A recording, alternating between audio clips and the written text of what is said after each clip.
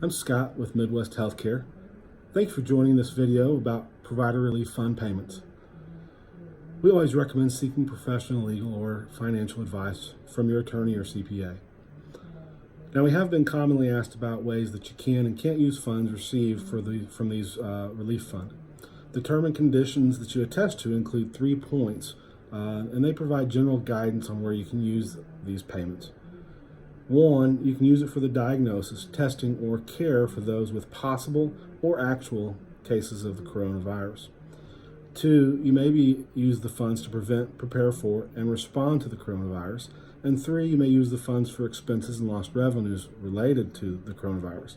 So consider your supplies like PPE, infection control supplies, modifications to your clinic or staff processes, and of course, lost revenue during this period can be a major one. As a replacement of lost revenue, what would you have used those revenues for in the absence of the pandemic? So do you need updates to continue or improve your preparedness during the pandemic now and in the future? So there are numerous things to consider. If you did receive other funds, for instance, from the Payroll Protection Program, you should be careful just not to use the funds for the same expenditures at the same time. Unfortunately, there is more dedicated to where you can't spend the money than to where you can.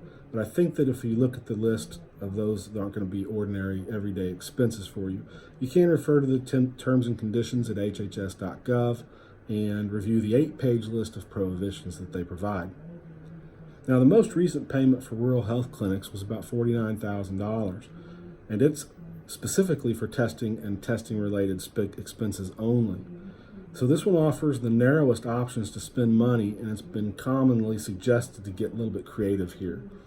So testing, planning, community partnerships, training, temporary structures, even potential leasing structures for testing, testing supplies, education and training, and so on.